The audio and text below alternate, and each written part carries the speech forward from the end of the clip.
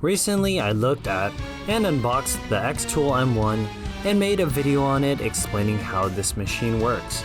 Basically, it's an amazing machine that laser cuts and cuts all in one.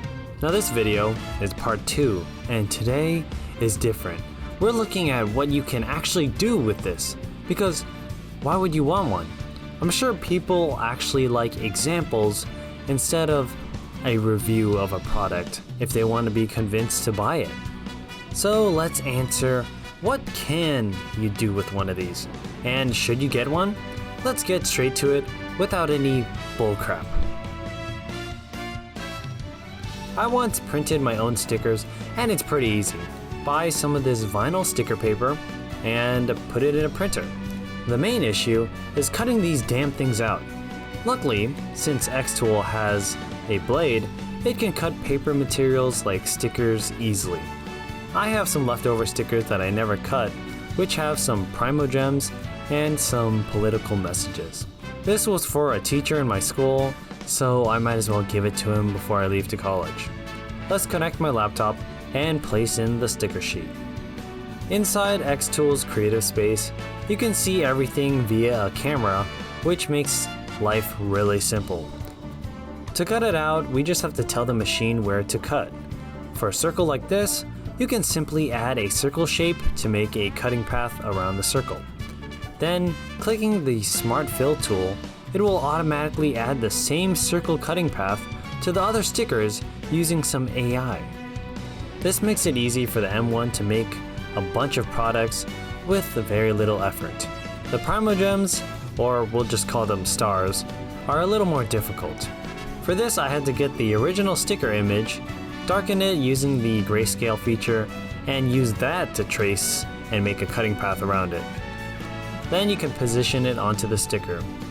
Oddly enough, the Smart Fill tool doesn't work here because the primogems are too light colored, I guess, maybe not enough contrast, which I hope they improve on in the future.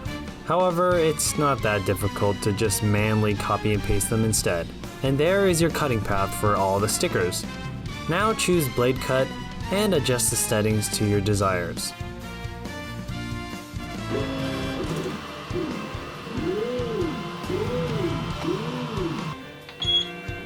The results were pretty perfect, and honestly, it just depends on how well you line up your cutting paths. Those were kind of easy, so how about a more detailed sticker? This artist girl was drawn by me, and I kinda wanted to cut it out perfectly. Only a machine could possibly do this. The only difficult part is getting a good cutting path. Using the original art piece again and tracing it gives a path, but for some reason it doesn't perfectly match up with the actual sticker. And here is where I have some criticism. I wish I could freely edit these cutting paths in the program by altering the vectors or shape, or just making it able to fit the sticker. At least in programs like Photoshop, you can easily edit the vector paths, but here, all you could do is just scale it. And even when you try to add vectors, the interface doesn't scale properly, and then you can't really see anything, which I think is really dumb. In the end, this caused me to have an imperfect sticker, but I think it's still pretty good. Next, I decided to try again with a much more detailed sticker that I once again drew myself. I actually have it on my wall right now. This one was definitely impossible to cut without a machine. I loaded it in, and there was some more problems, such as this random issue, like the tracing not working on this black and white image for no reason, and the lack of freedom with editing. The result wasn't bad though, and this one was definitely a lot better. I definitely hope that they can improve on the precision of this program in the future, but judging by the fact that it's free, I think it's doing pretty alright. One of my associates wanted a custom keychain of their favorite characters, so I designed one. My plan is to cut this out of wood and paint it. Luckily, the M1 can cut wood with its laser cutting abilities, and even engrave on it. Simply choose the flat laser option and insert an image. Well, image engraving looks kinda lame, so I decided to divide up the colors and engrave them on different layers.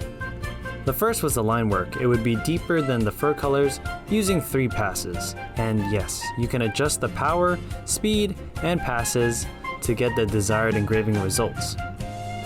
Therefore, the fur only used 2 passes, and finally, I cut it out, making a cutting path with full power.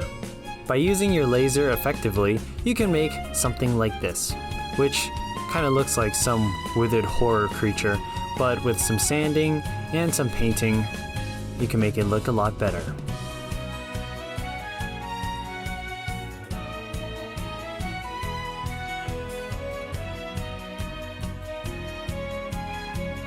Being able to cut wood at such high precision means you can make the most basic gift idea, a coaster. It's just wood in a nice shape after all. Being Chinese, I wanted to make a nice Chinese-themed coaster for my family. I stole a design off the internet, traced it in the creative space, and used this amazing scaling feature to get a good sense of the size of the coaster. By the way, the wood I have here is also from xTool's website. They sell a bunch of different wood types for laser cutting projects, and it's pretty good. I'm genuinely surprised that the M1 with its 5-watt laser can cut through this 1/8 inch board in one pass. The detail is just amazing, and I cut 2 out to give it some more strength and thickness. Coasters have to be one of the easiest things to make with a machine like this, and I'll probably make a video about it in the future. Last but not least, I have this Minecraft poster left over, and originally it was supposed to be part of my Minecraft paintings video where I used laser cutters to make a Minecraft frame, but I kinda got lazy. Instead, we'll do that here. Based off that prior video, I designed a frame pretty easily, and it's simply 4 identical edges with 2 pieces. It's really easy to scale and cut these out, and now you can glue them together. The pieces simply go on top of the poster like this, and once you actually glue all the pieces together, it makes a pretty good frame. Of course, you're supposed to paint this frame to make it look like the one in the video game, but since this video isn't really focused on that, I'll do that in a later date. And with that, I think I've finished everything I wanted to make with the M1 for now. In the end, I think you can see how useful xTool's M1 can be. There is a ton of things to make if you're creative enough, and if you're into crafts of any sorts, I hope you think about getting one of these. I mean, I was able to create 4 different things in the span of a 10-minute video with very little explanation. To be honest, very few products are this useful and simplistic, and this has to be one of my most respected ones. There are a few links below if you're interested in the product, and they do help support the channel. So thank you all for watching, and be sure to try and make some more fun.